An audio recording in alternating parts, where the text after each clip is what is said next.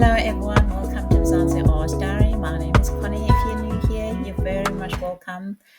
Yes, Musk versus Trump today. That's the discussion. Now, Elon Musk, has called as new Trump bill, or the act now is the act, a disgusting abomination.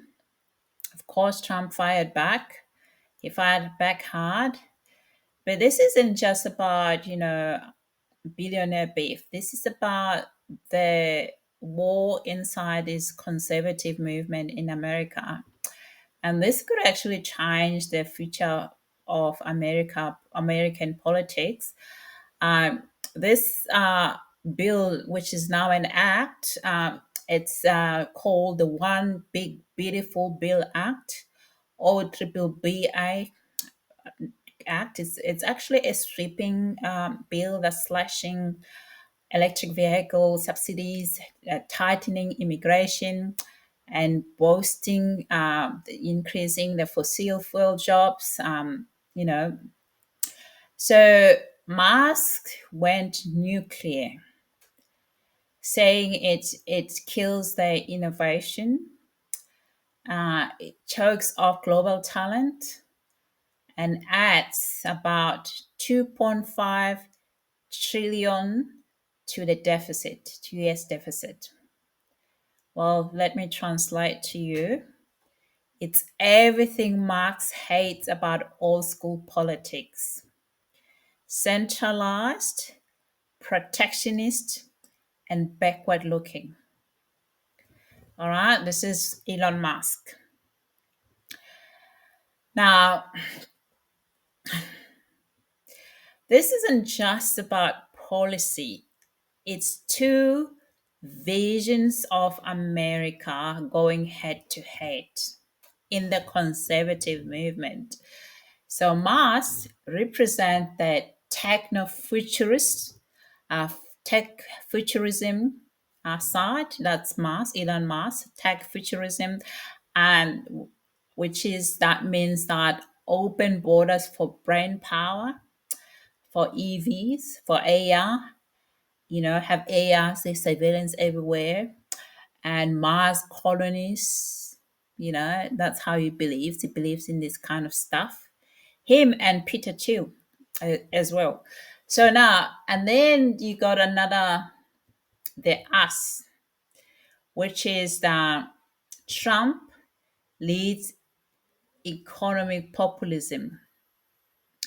America first, tough borders, all jobs, and distrust of elites. Okay, versus Musk wants innovation without borders. Trump wants jobs without global interference. So this is where the clash of ideology comes head to head in this fallout between Elon Musk and Donald Trump. All right.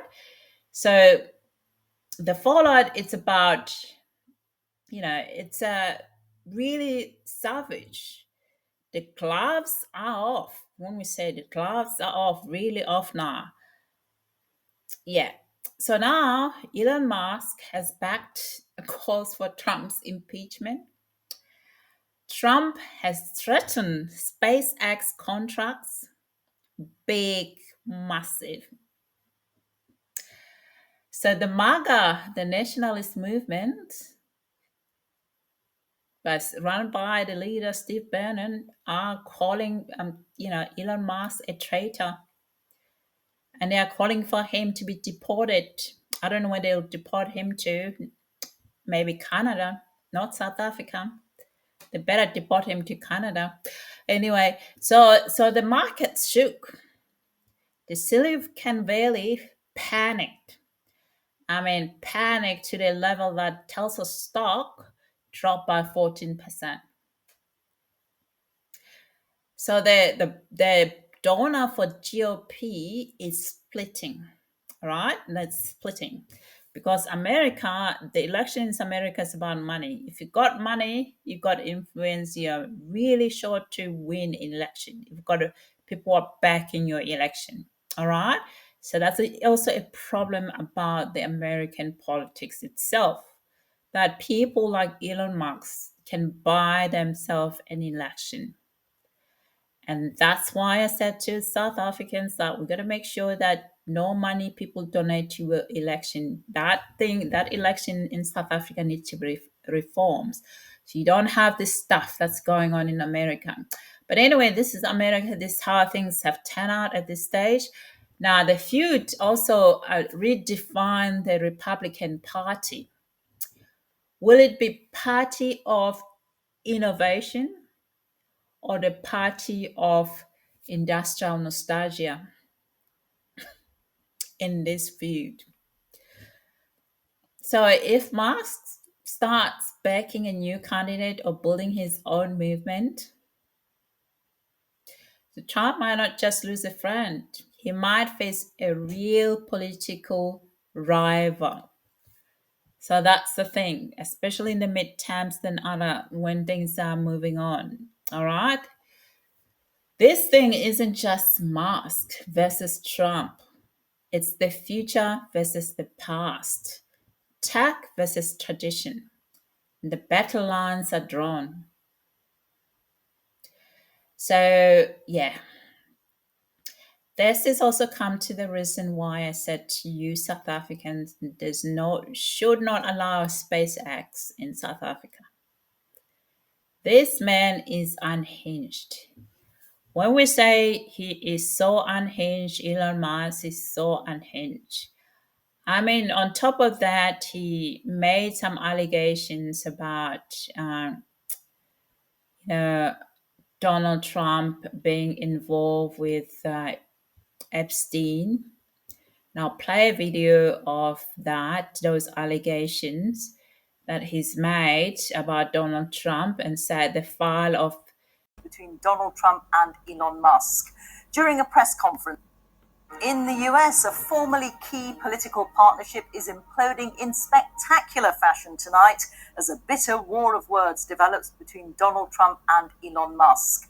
During a press conference in the Oval Office, President Trump said he was surprised and disappointed at Mr. Musk's criticism of a key piece of his legislation. Elon Musk responded on the social media platform X, which he owns, with a series of increasingly disparaging remarks about his former boss, calling him ungrateful, saying that his tariffs will cause a recession, and alleging that he is named in the files of the late convicted sex offender, Jeffrey Epstein. Watching it all is Sarah Smith. Give it to Elon as a presentation from our country. Thank you, Elon. A golden key to the White House was Elon Musk's leaving present. Now, less than a week later, Donald Trump might want to think about changing the locks. Elon and I had a great relationship. I don't know if we're well anymore. I was surprised because... Today, the German Chancellor Friedrich Merz was the Oval Office guest star, but Elon Musk and his criticism of Mr. Trump's spending bill dominated the conversation, to the president's obvious irritation. But I'm very disappointed because Elon knew the inner workings of this bill better than almost anybody sitting here, better than you people. He knew everything about it. He had no problem with it. All of a sudden, he had a problem. Just minutes later, Elon Musk replied on X, saying, "False. This bill was never shown to me even once and was passed in the dead of night, so fast almost no one in Congress could even read it." Where is he? Come on up here, Elon. Mr. Musk obviously adored being in the spotlight as he campaigned alongside Donald Trump. Today, he's claiming that without him and the more than $250 million he donated, the president would have lost the election. They were once seen together everywhere. Now their row is being conducted in plain sight, on social media.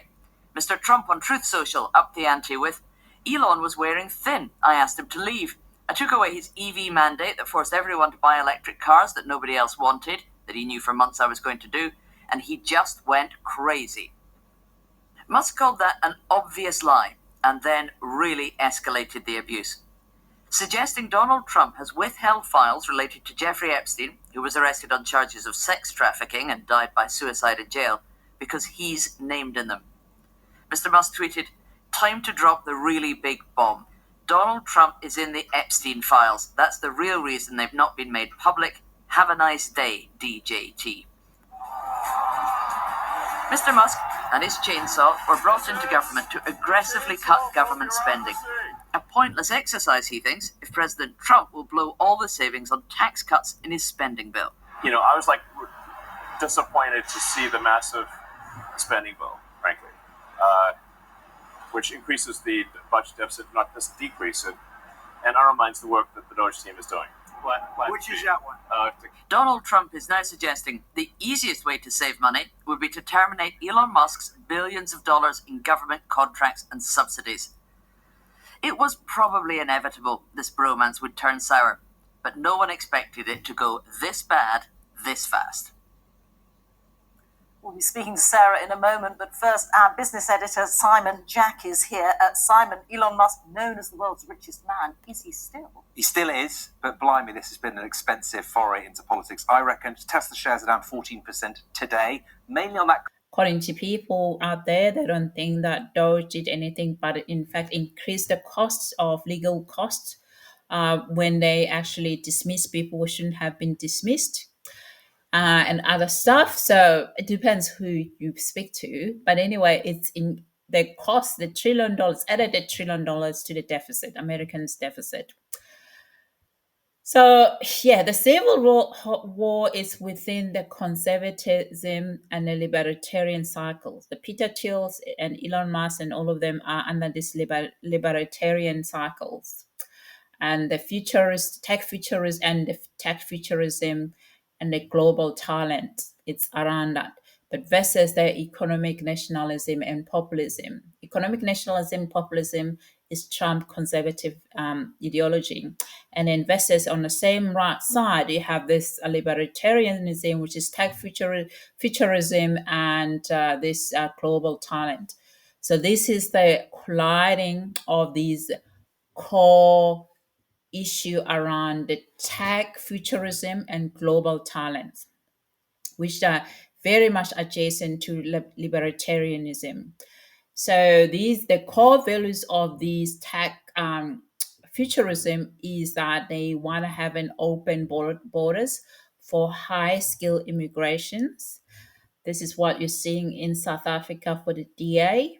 DA is on this side. That's why they've been quiet about this undocumented immigrants that haven't done anything despite having a role in the immigration portfolio to deal with high immigration, unsustainable immigration in South Africa. But this is these core values, they believe in high skilled immigration, and they also in that high skilled immigration, they still believe on low skilled immigrations, where people who are in that low skills immigration are actually in the servitude. They're not going to have any skill development. They're still going to be working there and be put into trucks and trolleys without any future of actually being able to earn an income for a living. So that underneath that skilled immigration, there's still that low skilled servitude type of immigration that these libertarians are pretty much adjacent to that. And you also have the aggressive investment. They want to have this aggressive investment in AI and people to be monitored everywhere with AI, and they have clean energy and space tech. And they really do not want to have any regulation, minimal regulation, and private sector-led innovation. Haven't you had anyone from the DA talk about this? This is like listening to DA. This is like when I say that DA is far right, yeah, this is what I've been telling you all South Africans. Now, the minimal regulation and private sector-led investment, private sector-led innovation, so they believe in that. And they also believe that America must remain the magnet of a global talent to maintain technological supremacy. All right, so these ideology that I've just talked to you about, they relate to the South Africa. They relate to South Africa. The core value of these people that you hear when they talk in the DA and the other groups in South Africa, the far right groups, they talk about this stuff. So this is the core value of this tech futurism and global talent. And then you have yes, they are very much alarmed. So let me just go there and say they don't like it because it threatens their talent pipeline, according to them. Which I say, if you got, why don't you train your citizen? Why don't you train Americans who want to be in this position? If you feel that this bill, the immigration is cut, then it's for you then to start training your American citizens, to do this stuff. So you can pay them equal pay for equal work. The reason also why they want to rely on this HbA1b visa is because of the pay disparity that exists between these type of visas. So this is because then if you hire an Americans worker who is going to want to have all the entitlement. That's similar to South Africa. If you hire a South African, they're going to need all the requirement. Hence, the preference of all of them hiring illegal people, paying them outside of the legal system, outside of the book, because of this area to underpay them, have so many of them in there, despite the unemployment in South Africa rising. Because if the unemployment is so high in South Africa, why are they all lining up and queuing to go to South Africa? Right? It's this thing here. The underpayment and the system of that, actually the visa itself that encourage underpayment of immigrants. That HbA1 visa. Now, there are also cuts to EV subsidies that hurts company like Tesla, which is true, and also the broader clean energy sector, that also is true. And the nationalistic protectionism is viewed as economic self-sabotage in globalized innovative economy. So that is Musk's view. So the Musk view is actually simple. It's like America can't lead the future if we call off the brightest minds and cut investments in our own innovation engines. That is Musk's view. That's what he said. I'm quoting him there. And yeah, so the MAGA movement, the Trump base, the Steve Bannon base, the core values of the economic nationalism and populism in America. It says the America first, which means jobs, manufacturing, sovereignty above all else. That's all. And then they have immigration is framed as a threat to American jobs, and regardless of skill level. And then you got tech billionaires are just really viewed as distrusted elites, viewed as out of touch with working class Americans. Then they also focus on industrial revivals. So the industrial revival having the fossil fuels and reasserting control over cultural and economic narratives. Taking it from people that are as bad as Adolf Hitler. The murderous regime of the Chinese Communist Party, which you praised on their 100th anniversary. Let me bring in Elon Musk once again, brother. You're a war profiteer. You're sleeping with the enemy, brother, and you've been doing it because you're not an American nationalist. You're not even an American. All you are is a globalist, okay? A globalist. Elon Musk, once again, brother. I'm smart. We talk about racism. Let's be blunt. It's racism against blacks, Hispanic, and the white working class. They think people, these tech oligarchs, and what they want is they want a tech feudalism. You have to go back to the Middle Age, to the Renaissance. This is what they want. They want a network. They don't want a nation. They want a network of which their company or their system or their algorithm is at the railhead. We've had rule by nerds, as Poso pointed out yesterday. It did not work, and we're never going back to that. I want to read from Elon Musk last night, of which I've been the strongest advocate that Elon was a central part of Trump's victory, right? and particularly being smart enough using his engineer's brain to understand it was about to get out the vote canvassing and low propensity, low information voters. Elon said last night, and Raheem will jump in here in a moment with Poso and go through some other even nastier tweets he put up last night about MAGA being racist, which is the last refuge of a scoundrel in modern politics, to quote Andrew Breitbart via Johnson, right? This last night, if we can put it up on the screen, I'd appreciate it. This is Elon Musk. The reason I'm in America, along with so many critical people who built SpaceX, Tesla, and hundreds of other companies that made America strong, is because of H-1B.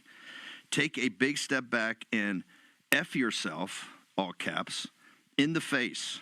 F yourself in the face. I will go to war on this issue, the likes of which you cannot possibly comprehend. Oh yeah, tough guy? You're going to go to war on the likes of which you cannot possibly comprehend. You're a man-child, to be blunt. I hate to make it personal, but what you have done is try to trash individuals punching down. Remember, the first rule of gladiator school, bro, don't punch down. Either punch up here or punch up. I responded last night, someone please notify Child Protective Services, need to do a wellness check on this toddler. I hate to be snarky, but I think the moment called for it. People are coming, oh, you got to take the temperature down. No, we're not going to take the temperature down. We're not going to take the temperature down. Oh, no. Oh, no. Oh, no. We do not, it's no backing down. It's doubling down. It's no retreat. It's fixed bayonets and it's advance. And it's not surrender. It's victory. We're going to win this. Let me repeat. The H-1B visa program is a total and complete scam concocted by the lords of easy money on Wall Street and the oligarchs in Silicon Valley to both initially to just increase profit margins. But there's a darker element to it today, a contempt of America and American citizens, and we're not going to tolerate it. You need to honor this country, and you need to honor the citizens in this country. The citizens in this country are what provided the platform for you nerds even to exist. Because in the predatory nature, the Darwinian environment of the world as it is, that is their own messaging. So the Trump messaging is really simple. It's that we don't need tech overlords telling us how to run our country while they fire Americans and import foreign labor. This is the point of friction between the two. So this GOP coalition is fracturing. All right, so it's fracturing, and this could affect the Republican donor behavior, especially in Silicon Valley. All right, so this is very important. I'm saying this because I've touched a lot around South Africa, because I know that there's a lot of South Africans who watch my view. Thank you all. Siyabonga, baya danki. But you need to be aware of this stuff because it's what you hear a lot from the DA. All right? And thank you guys for listening. If you're new, please consider subscribing. Until next time, see ya. Bye.